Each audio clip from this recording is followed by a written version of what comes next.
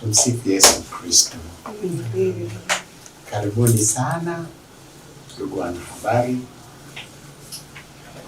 wa mkoa wetu. Najua mko vyombo mbalimbali, lakini nimewaita tu kwa nia moja kubwa ya kupenda zaidi kuwashirikisha mawazo yangu na nyinyi kama waandishi wa habari mlioko katika mkoa wetu wa Mara, ambamo kanisa Katoliki, jimbo Katoliki la Mara limo ndani ya mkoa huu. Nina mambo machache ya kuwashirikisha kwa nia njema ya kuimarisha mahusiano yetu kama waandishi wa habari, mahusiano na raia. Lakini mnapoandika habari, mnaandika pia vyombo vingine vinahusika ndani.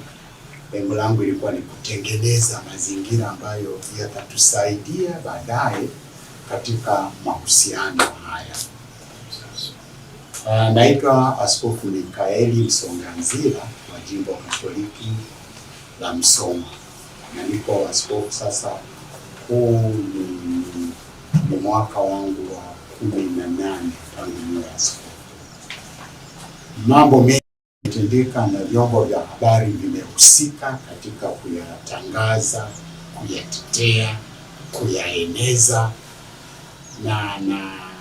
na ndio furaha yetu tunapopata vitu vinavyotujulisha taarifa mbalimbali kwa ajili pia ya ustawi wa wananchi wote. Wiki iliyopita tulikuwa na matukio mawili ya pekee sana. Tukio la kwanza lilikuwa ni tarehe 6.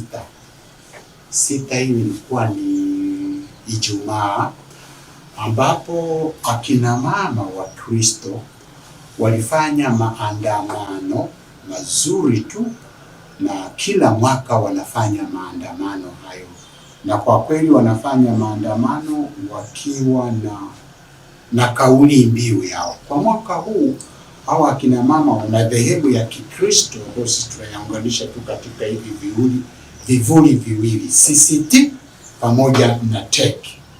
Mwaka huu katika manispaa ya Msoma walikutana na kusali pamoja, na lengo lao kimsingi ilikuwa ni kushirikiana na kushirikishana mambo yanavyoonekana katika ulimwengu unaowazunguka. Na kwa namna ya pekee sana walikutana ili kuungana mkono na akina mama wanaohangaika sana na wanashiriki mateso makali. Na kauli mbiu yao ilikuwa ni hii: ni kutoka mafundisho ya Bwana wetu Yesu Kristo yanayopatikana katika Injili ya Mathayo sura ya 11 mstari wa 28 hadi 30. Njooni kwangu ninyi nyote msumbukao na wenye kulemewa na mizigo, nami nitawapumzisha. Kwa hiyo walifanya maandamano, na tunashukuru Mungu kwamba walisindikizwa na vyombo vya ulinzi, polisi, na wakasindikiza mpaka wakafikisha hapo walipokuwa wamedhamiria kufika, ambapo ni kanisa kuu la kanisa Katoliki Cathedral, kanisa kuu la jimbo la Msoma. Ndipo hapo na walipokelewa na padri mhudumu wa hapo. Hilo hatuna shida nalo, kwa sababu niliungwa mkono na waandishi wa habari, mlishiriki vizuri sana katika kulisambaza katika vyombo vingi vya habari. Hilo likapita. Likaja la pili, tarehe 8, siku inayojulikana rasmi kuwa ni siku ya kina mama. Na bahati nzuri siku hii imekuwa ni Jumapili, na watu wameenda kusali kwenye makanisa. Na yamekuwepo makundi mbalimbali. Kama sikosei, kimkoa siku ya kina mama iliadhimishiwa nadhani wilaya ya Serengeti, Mgumu, na huko pia mlikuweko na habari mmezisambaza vizuri sana. Lakini kumbe kwa mbali inaonekana chama Chadema kilijipanga kuadhimisha siku hiyo katika manispaa ya Musoma, na inawezekana walitoa taarifa katika vyombo vinavyohusika, lakini kanisa kama kanisa tuliombwa tutoe nafasi, na tulipoombwa kutoa nafasi waandamizi wangu walihusika, wakajibu barua kwamba tunaruhusu mtafika, mtafanyia mijadala yenu na kongamano lenu katika viwanja vinaitwa viwanja vya Matumaini, na baadaye ukumbi wa Askofu John Rudi. Mawasiliano haya ni ya kawaida kabisa, ni mawasiliano ya kiutawala. Sasa kwa bahati mbaya hatukujua kama hawa watu wamezuiliwa wasifanye maandamano nadhani mahali popote Tanzania. Ninasema hatukujua, na kutokujua hakutuepushi katika makosa. Waandamizi wangu walipokea taarifa kutoka jeshi la polisi hapa manispaa, wakimpigia simu huyo mwandamizi wangu wakisema, tumesikia mmeruhusu au mmetoa kibali kwa akina mama wa Chadema BAWACHA. Yule msaidizi wangu akajibu, ni kweli wametuandikia barua na tumewajibu. Basi huyo mhusika, sijui kama ni msemaji wa polisi ama ndiye mkuu wa polisi katika manispaa ile, akasema hatuwaruhusu wafanye vikao vyao, wafanye maandamano yao, wafanye majadiliano yao, wakataze. Mimi nilikuwepo wakati wanaongea. Nasema sio kwamba tuwakataze sisi polisi, nyinyi ndio muwaandikie barua, kwa sababu mliwaandikia barua ya kuwaruhusu. Yule akaniuliza, baba, tufanye nini? Nasema fuata maagizo. Kuandika barua sio shida, kwa sababu unaweza ukaandika tu barua, nimeelekezwa na jeshi la polisi kwamba mkutano wenu hapa sio halali, kwa hiyo tunasitisha. Walikwambia andika, lakini tupeleke kopi ya polisi.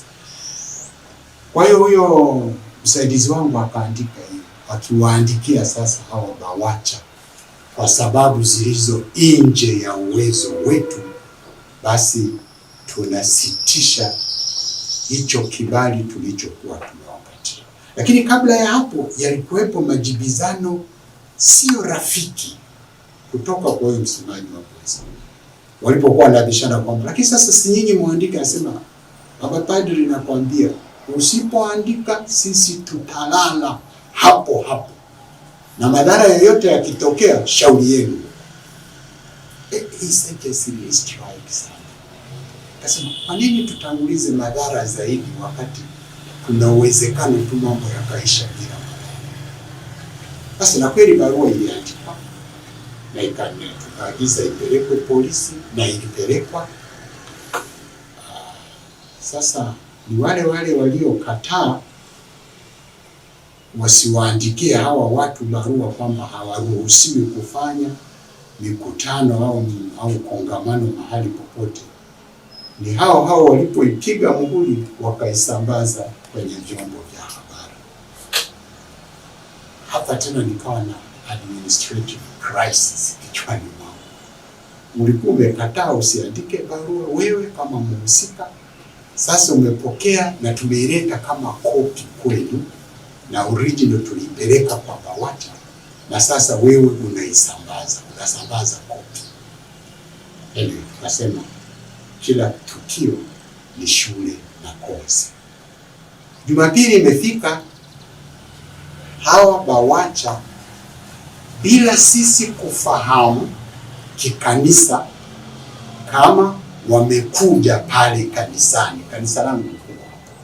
Kwa hiyo waliingia na wameingia kanisani, na ninadhani walisensi kwamba tunatafutwa, tunafuatiliwa, kwa sababu simulizi nilizo na uhakika nazo ni kwamba hawakuingia na mavazi ya Chadema kwenye eneo la kanisa, lakini wameingia wakaenda ufichoni mahali fulani wakavaa sasa nguo za Chadema na baadaye wakaingia kanisani na wameshiriki ibada vizuri tu. Tuna kanuni moja, haturuhusu sana mambo ya siasa yafanyike kanisani, lakini pia wakati mwingine tunaongozwa na busara na hekima ya hali ya juu. Aliongoza ibada siku ile hakusema kabisa kwamba nyinyi mliovaa nguo za Chadema ondokeni hapa. Hakusema. Na baadaye nilipomuuliza akasema mimi sikuwa naona vizuri, niliamini ni chama fulani cha kitume. Kwa sababu tuna vyama vya kitume ndani ya kanisa Katoliki.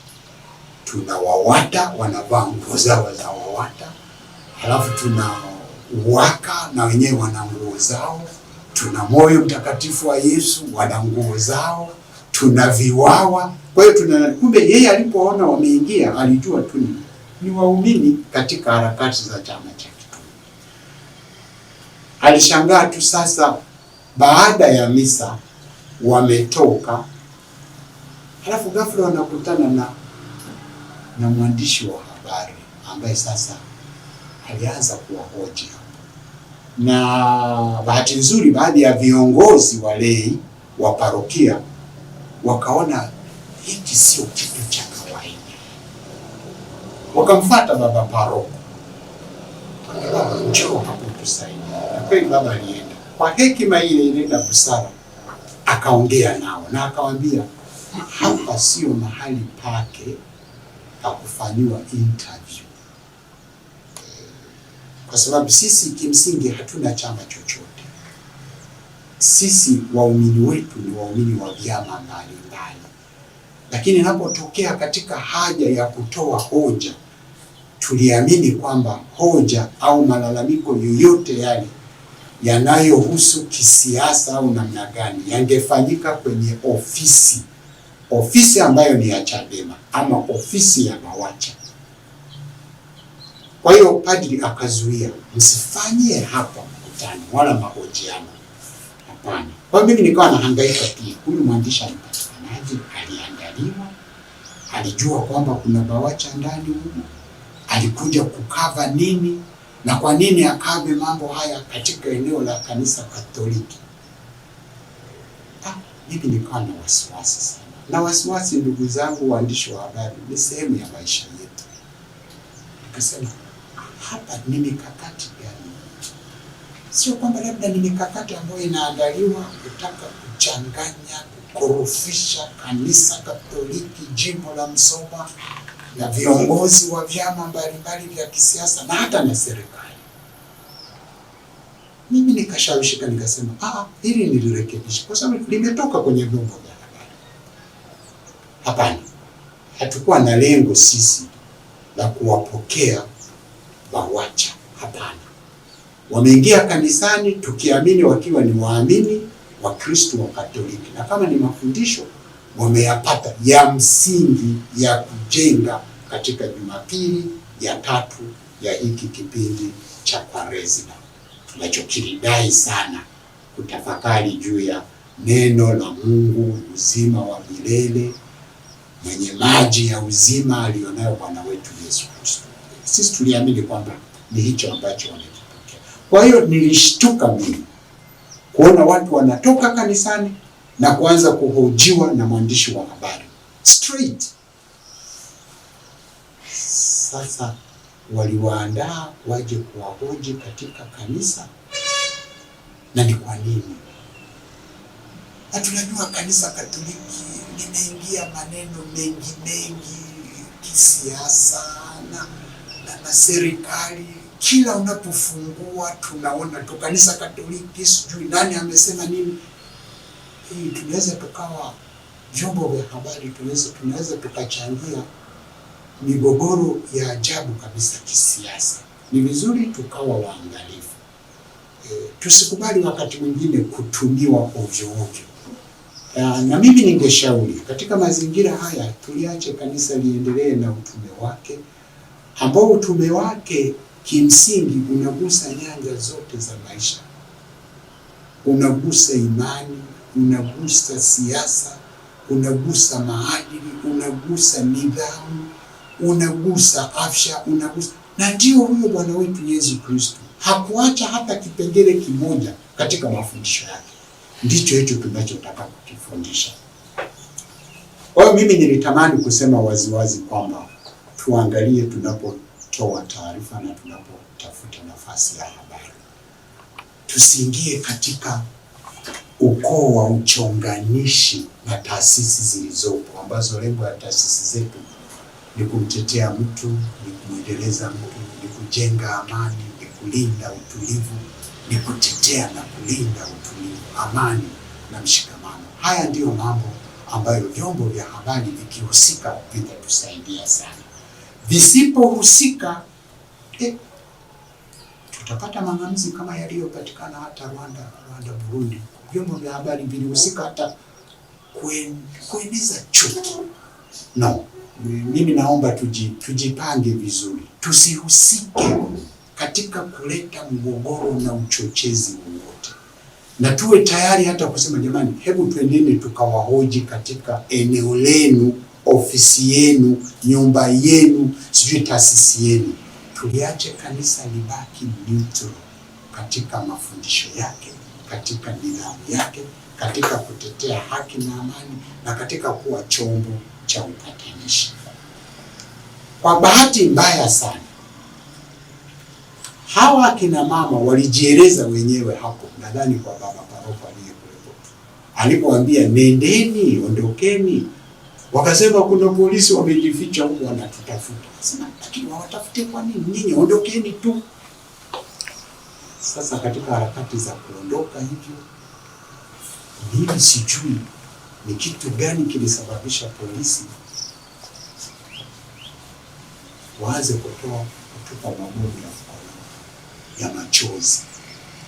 Sasa labda mimi waandishi wa habari mnaweza kuwa mnafahamu zaidi kwa nini mabomu haya yalitupwa ndani ya eneo ambalo ninaliita ni eneo la jimbo, makao makuu, kanisa kuu, jimbo Katoliki. Waliotupiwa ni hawa akina mama, lakini walioathirika sio akina mama wa BAWACHA. Hapana, walikuwa watoto wadogo wanatoka kanisani na wengine wanaingia kanisani. Walikuwepo mabibi wazee wanatoka kanisani na wengine wanaenda kanisani misa ya pili. Ninahangaishwa kidogo na mwelekeo wa jeshi la polisi. Ninahangaika sana. Ni lazima kutumia nguvu kiasi hicho cha mabomu kuwatawanya akina mama ambao hata hawakuwa na silaha yoyote? Ninahangaika na kusema ni kweli ndilo jeshi la polisi misimamo yake ni hiyo hiyo. Tumejeruhiwa. Tumetoka tuna majeruhi. Tumetoka kwenye majeruhi ya tarehe 29 Oktoba. Watu hatujapona. Tunaanza kuleta tena vidonda kwenye majeraha. Hapana, nadhani ifikie wakati tupate mabadiliko ndani ya jeshi la polisi. Ni wazo langu kabisa, na kama ninahukumiwa nihukumiwe kama mimi. Hakuna sababu ya kutumia nguvu ya kurusha mabomu ya machozi katika eneo la ibada kanisani, hata kama ingekuwa ni msikitini, wakati hawa watu hawakufanya fujo yoyote na hawakuwa na silaha yoyote. Wajibu wao polisi ni kulinda amani na mali ya vitu, ni kutetea amani na mali ya vitu, lakini ni kuilinda na kuitetea na kuieneza amani. Lakini nikaelewa sentensi ya huyo mhusika aliyesema msipowaandikia barua tutalala hapa na tutalala na nyinyi. Ni lugha ya kutisha. Wakati wewe tunataka kujenga grupu la polisi jamii ambayo haipokeleki katika kutishwa, inapokeleka katika maongezi, katika majadiliano. na kutumia njia ya amani ili kuleta amani. Amani haijengwi kwa mtutu wa bunduki tu. Mimi pia nimeenda jeshi 1970 ya jeshi la kujenga 20 Januari 1970 tupo 1978. Miezi 6 ya kwanza nilikaa Makutupora, miezi 6 ya mwishoni nilikaa Chamwino nikishiriki ujenzi wa Ikulu iliyopo sasa iliyosimama mwaka 77.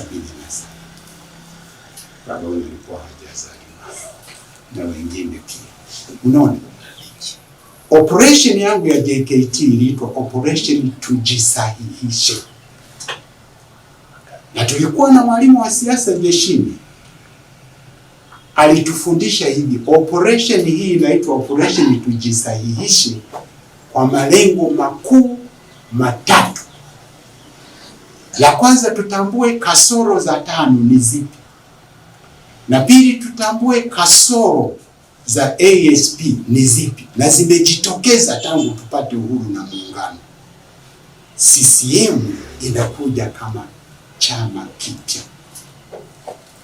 Operation yetu inaitwa Tujisahihishe ili kuyaacha yale ya TANU na ya ASP na kuchukua yale mazuri. Kwa hiyo tunaanza kitu kipya. Mimi nadhani hata jeshi la polisi lina nafasi ya kujisahihisha. Lisitumike tu kwa njia ya kulinda amani kwa njia ya fujo. Halafu napiga mabomu. Unaopiga mabomu ni akina mama. Ningekuwa mimi ni polisi siku hiyo, ningenunua kanga, ningenunua vitenge na ningewachapa tu akina mama kwa vitenge. Kanga hizo. Chapa tu bwana mama. Mwambie ondoka, wachukua zawadi yako. Hawakuwa na silaha hawa watu. Kwa nini tutumie nguvu za ziada hizo? Mimi naamini nafasi tunayo. Tuna nafasi pia hata ya kuandika ya kuongeza uwigo ndani ya polisi. Sina uhakika, sijui structure iliyomo ndani ya polisi. Lakini sasa ni muda mwafaka wa kuwatafuta hata philosophers wa jeshi la polisi, sociologist wa jeshi la polisi, anthropologist wa jeshi la polisi. Jeshi letu tulipoliticize, tuliingizie siasa likomae. Kupiga watu namna hii sio dalili ya ukomavu. Na mimi haya yote nayafikiria kama ni majeraha tuliyoyapata, hatujapona. Hiyo tarehe 29 hatujapona, tuna majeraha. Na waliojeruhiwa ni wengi. Ni sisi tuondokane na mazingira haya ya nguvu kila wakati. Na mbaya zaidi, unatumia nguvu katika eneo la ibada. Na eneo la ibada ni pana, halifungi tu na ule ukuta. Mimi eneo la ibada linaenda mpaka kwenye barabara hiyo ya rami. Sasa mimi kwa kitendo hiki kweli ninalaani. Sio kitendo kinachopaswa kupokelewa na mtu yeyote mwenye busara, akili na hekima. Tunahitaji katika mazingira yetu, tunahitaji kuwa watu waliojiongeza nia kujenga amani. Tuwe na watu wa namna hii, na daima tutumie zaidi hata hekima na busara katika kutii amri. Mimi sidhani kama polisi yeyote anaweza akaambiwa ua na akamwona mama yake pale akasema nimeambiwa kuua na kuua mama. Haiwezekani. Kuna linki kubwa sana kati ya wewe na mama yako na baba yako na mtoto wako. Lakini mazingira tunayokuwa nayo, tunatengeneza mazingira ya kuogopa. Kwa hiyo tendo hili mimi la polisi kutumia nguvu katika eneo la kanisa kuu jimbo la Musoma ninalilaani. Na mnaweza mkasema laana ya kuku haimfikii mwewe. Mimi najua haimfikii kweli mwewe, lakini itamfikia tu siku moja, kwa sababu ninaongea nikiamini kabisa kwamba tendo hilo sio la haki, tendo hilo sio la kibinadamu, tendo hilo sio la kiutu, na tendo hilo sio la ukomavu. Ni tendo la unyanyasaji na ni tendo la kikatili, na polisi hapashi kuwa mkatili. Ilikuwa ni zamani. Sasa hivi polisi yeyote anapaswa kuwa ni mtu wa karibu sana na raia anaowaongoza. Ukijenga uadui na raia, unaalika maadui wengi kuingia katika nchi yako na eneo lako, kwa sababu wale wenye uwezo wa kutoa siri zozote za adui yeyote anayetoka nje umewafanya kuwa adui zako. Ulinzi utatekelezwa.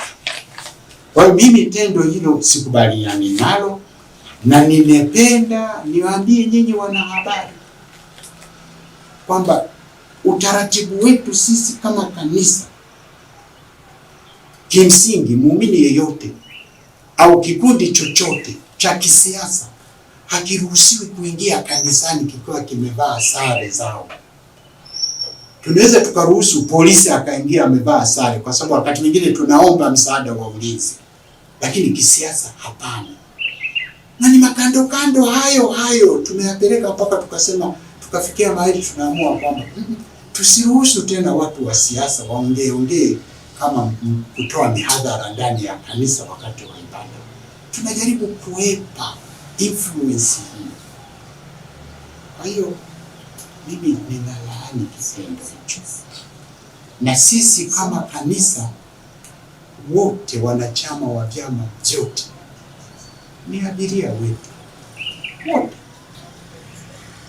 Yaani wote ni abiria wangu, mimi ni taxi driver. Wote. Kazi yangu mimi ni kubeba, awe mwanaume, awe mwanamke, awe mnene, awe mwembamba, awe albino, awe ni mimi kama kiongozi wa kanisa ninawabeba wote hawa. Sasa yanapotokea matukio ya namna hii, waandishi wa habari pia tuwe waangalifu. Tusichomekee humo kwamba labda kanisa Katoliki lilihifadhi BAWACHA. Hatukuwahifadhi sisi, wale wamekuja kama abiria wetu, waamini wetu. Na padri alitumia busara kubwa sana kwamba hatukuona kule kuwa na nguo za BAWACHA kuwa ni kitu cha kung'ang'ania katika misimamo yetu kwamba ondokeni. Ningemshangaa angewaambia, na wala hakusema chochote. Aliwaacha akisema hawa watu bila shaka wamekuja kupata faraja, wamekuja kupata mafundisho ya kina ya kiimani. Na hakuna mahali popote tunapofundisha mafundisho ya kina ya kiimani mtu atoke hapo katika imani hiyo aanze kufanya fujo. Kumbe tukae vizuri, tunapoandika taarifa tuziandike vizuri kwanza, na zisiwe za uchochezi, na ikiwezekana tuombe hata kibali kwamba mimi ninakuja hapa nina maongezi na watu fulani, omba kibali. Kwa sababu ni eneo la kanisa. Hatutaki kuchonganisha au kuchonganishwa na vyombo vya habari. Hatutaki. Na sio kauli yetu, na sio huruka yetu. Huruka yetu ni kutaka kujenga mahusiano mazuri.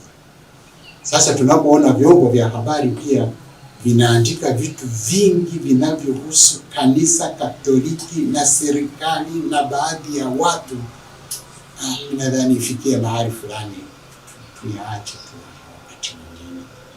Na mimi nasisitiza tu kwamba nalaani polisi kwa tendo walilolifanya, na ninasikitika waandishi kuwafuata hawa watu katika eneo la kanisa, na ningejua mapema kwamba kuna nani hiyo, na mimi ningewazuia. Lakini pia na polisi wachukue mkondo mzuri. Polisi ni raia wa Tanzania waliojengwa katika uraia wa kweli, na baba wa taifa alijenga polisi inayojulikana kutetea amani, kulinda amani, sio kwa njia ya silaha. Kwa hiyo matendo haya, ndugu zangu, niombe tu kwamba kitendo kile kilichoonyeshwa ninakiangalia kama kinataka kuchonganisha kanisa pengine na serikali, wakati sisi sote tunategemeana, wote tunategemeana.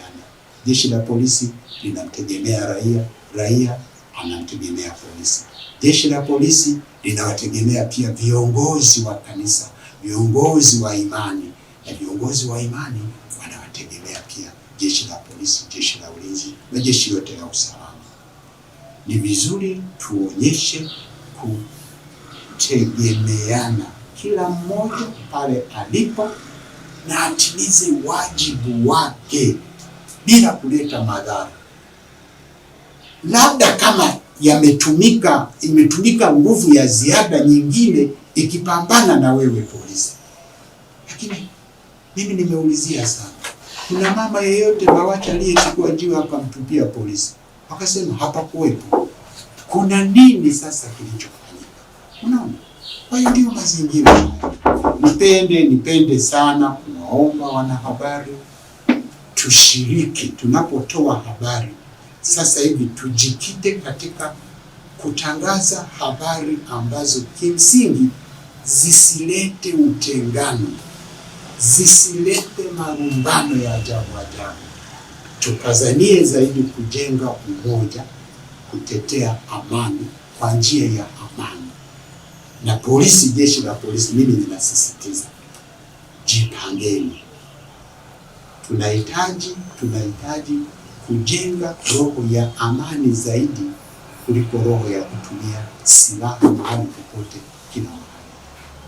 Tumieni hekima na busara na ujuzi wenu na weledi wenu vizuri kabisa, lakini sio kuwasumbua watu na kuwafanya watu waanze kulia ndani ya makanisa tadhani wanamlilia Yesu. Hapana. Na yeye Yesu aliwaambia, jililieni nafsi zenu na watoto wenu. Kwa hiyo mimi nimewaita nikiwa na hilo lengo, kutoa mawazo yangu na kuonyesha msimamo wangu. Nisingependa mahali ambapo lipo kanisa patumike kama mahali pa kuandikia habari za kisiasa. Hapana. Njoni kanisani, andikeni habari zinazohusu kanisa. Lakini zile zinazohusu siasa na nini, nendeni kwenye makao makuu yao au mitaani humu wanapokutanika watu wengi. Lakini pia tuonyeshe heshima kwa watu wote wanaokuja kusali na kumwabudu Mungu. Sio mahali pa kutumia nguvu, mahali pa kutumia mabomu ya kutoa machozi. Chagueni, na ikiwezekana mu-identify watu, muwachukue pembeni. Lakini kupiga mabomu, watoto wadogo wanatoka kanisani, hatujapoa. Bado tuna chuki, bado tuna kiu, bado tuna maumivu. Tumeambiwa tusiongelee.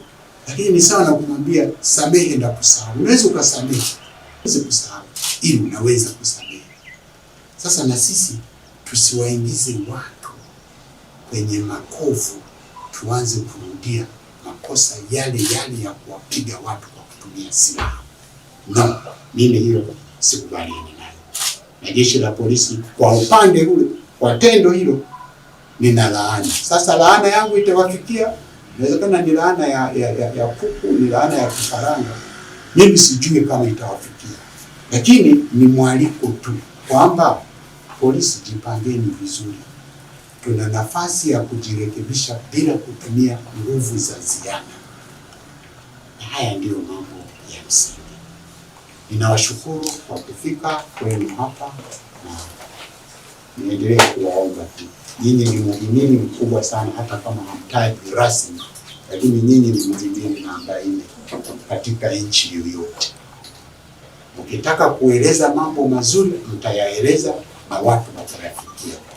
Ukitaka kuchonganisha, mtachonganisha na watu wataona tumechonganishwa.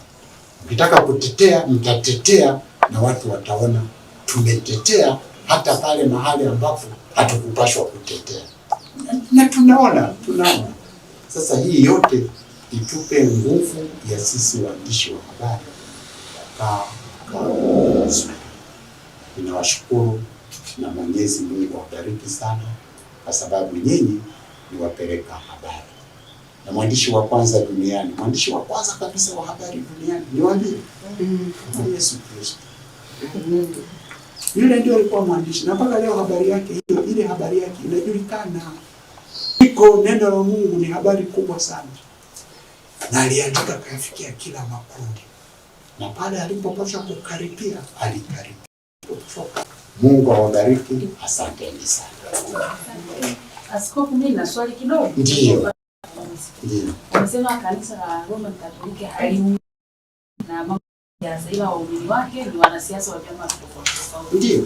Sasa kitendo cha nyinyi kuruhusu maadhimisho ya Chadema kufanyika katika viwanja vya Matumaini kwa vijana, hamuoni kama kinajicontradict na hicho?